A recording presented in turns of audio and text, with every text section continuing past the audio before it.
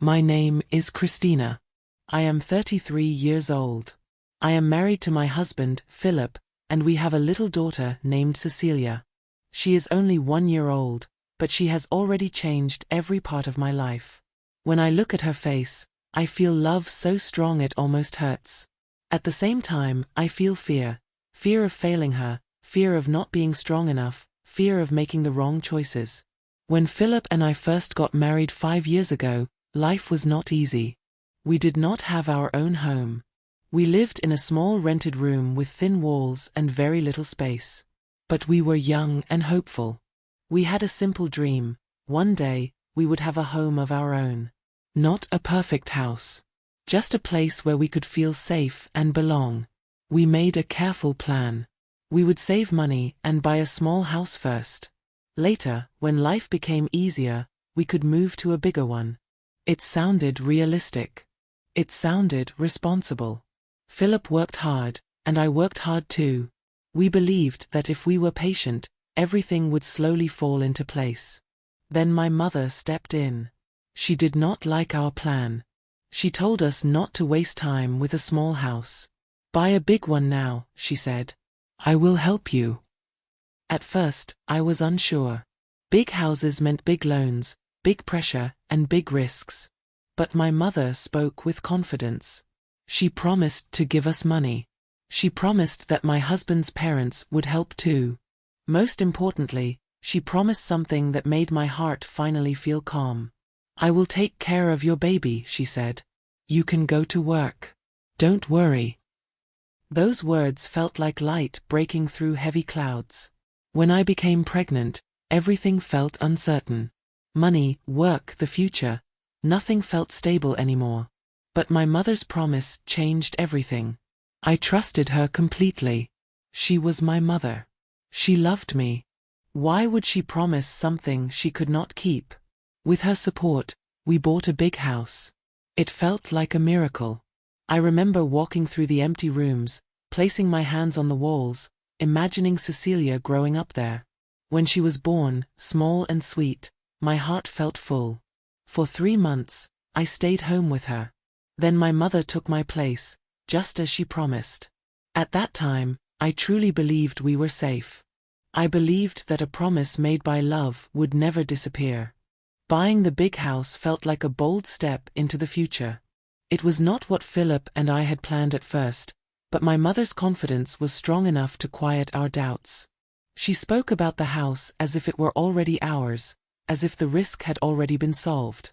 She promised to help with money. She promised long-term support. She promised to take care of Cecilia so I could keep working. With every promise, my fear softened. I told myself that families help each other, and that accepting help did not mean weakness. The numbers, however, were heavy. The monthly payments were much higher than we expected. We had to be careful with every expense. Philip worked longer hours, and I pushed myself at work, reminding myself that it was all worth it. This house was not just walls and rooms, it was security. It was proof that we were moving forward. Whenever anxiety crept in, my mother's voice echoed in my head, "We will manage this together."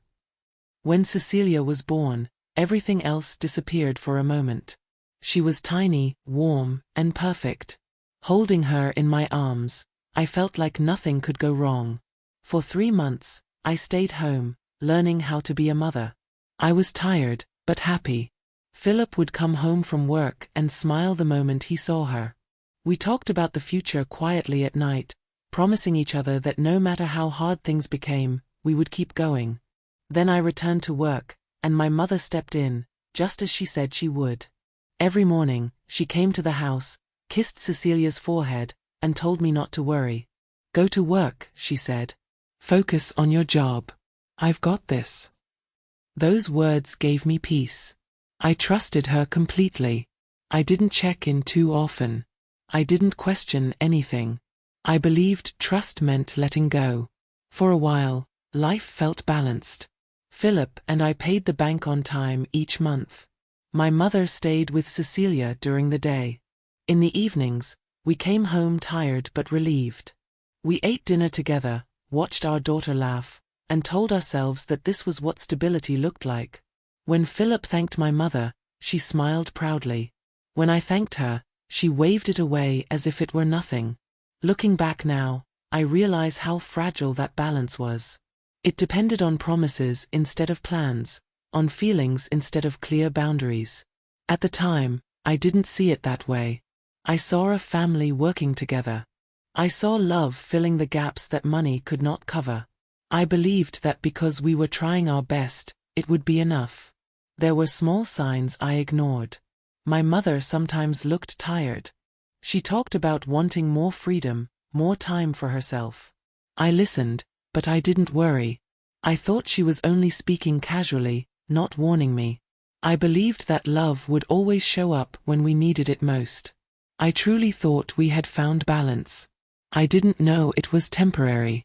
The moment everything changed did not come with a warning.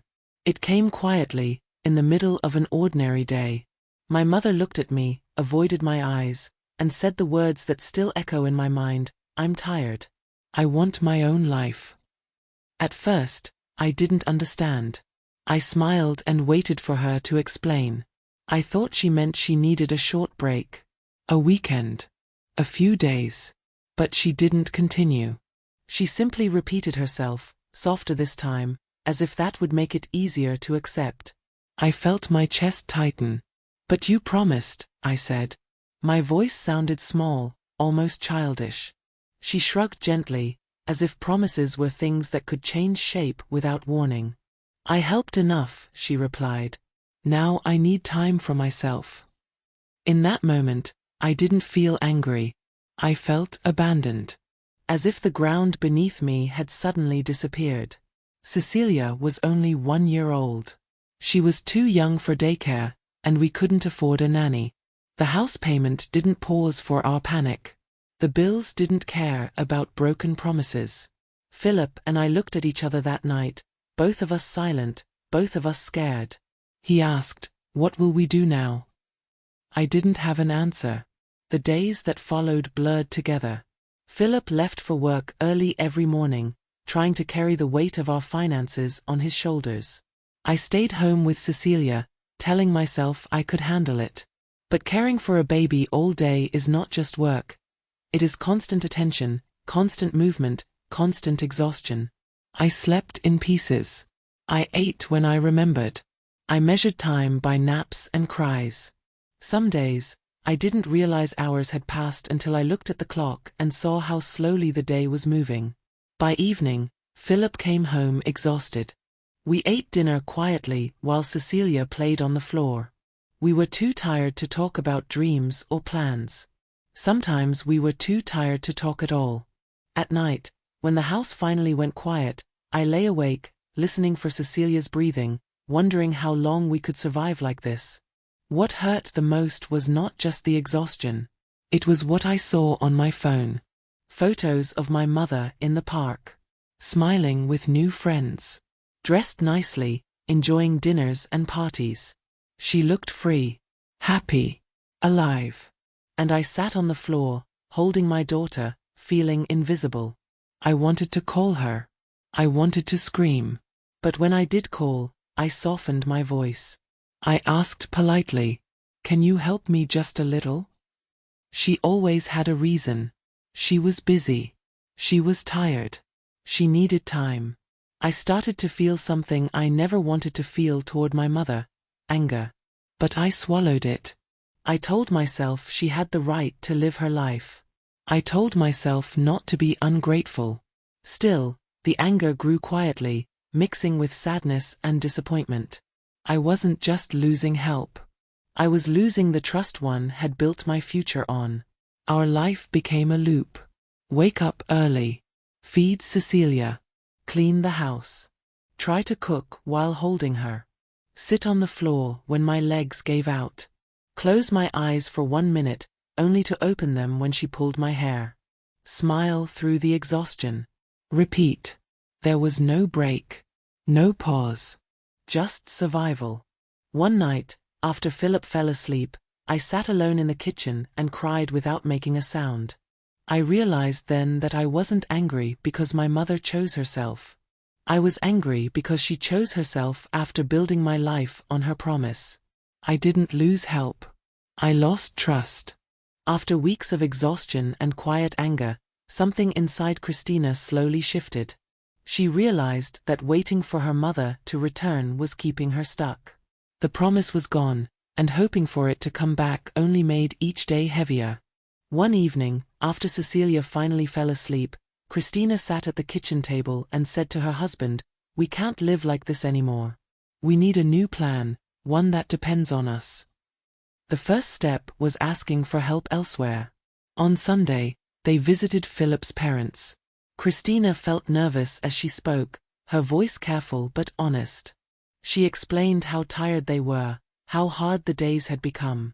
Philip's parents listened quietly, then looked at each other.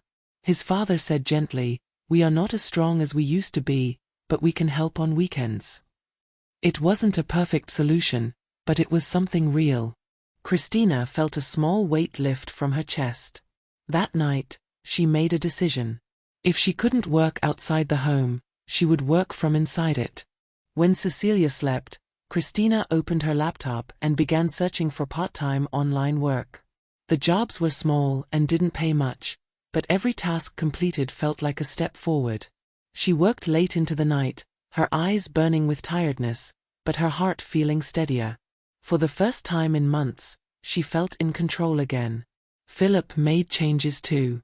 He began looking seriously for a better job, one that paid more even if it meant longer hours. When he found it, the schedule was harder, and Christina missed him in the evenings, but the extra money brought relief. The pressure didn't disappear overnight, but it became manageable. Slowly, their family found a new rhythm. The days were still busy. Christina was still tired. But she was no longer waiting for someone else to save her. She was building strength where disappointment had been. She learned how much she could carry, and when to ask for help without relying on promises. Christina didn't become stronger because life became easier. She became stronger because she chose to stand, even when support failed. The real healing did not begin with rest or money. It began with an honest conversation. One afternoon, Christina's mother came to visit. She looked relaxed, almost cheerful, and asked softly, "How are you?" For a moment, Christina wanted to say, "I'm fine," like she always did. But this time, she didn't. She took a deep breath and told the truth. She spoke about the exhaustion, the fear, the long nights, and the pain of relying on a promise that disappeared. Her voice trembled, but she didn't stop. Her mother listened in silence. When Christina finished, her mother's eyes filled with tears. "I didn't think it would be this hard," she admitted. "I thought I was helping, but I didn't understand how much you depended on me." She explained that she had wanted her own life, her own freedom, but she hadn't realized the cost of leaving so suddenly. It wasn't an excuse. It was an acknowledgement. That conversation changed everything. They learned something important that day. Love does not mean unlimited sacrifice, and help should never be promised without honesty. Together, they talked about boundaries, something they had never done before. Christina explained what she needed. Her mother explained what she could truly give. In the end, they agreed on a simple plan. Her mother would help 2 days a week. Not every day. Not forever. Just enough to make life manageable. Life didn't become perfect. Some days were still hard. Christina still felt tired. Philip still worked long hours. But the chaos softened. Cecilia grew, laughed, and filled the house with light. The family found stability not through promises, but through clear expectations and shared responsibility. Christina learned that family works best when love is honest and boundaries are respected. Forgiveness didn't erase the past, but it allowed them to move forward together. If you are a parent and saw yourself in this story, gently tap like. Share in the comments the lesson you learned. And subscribe to continue learning English through real-life stories that heal, inspire, and feel true.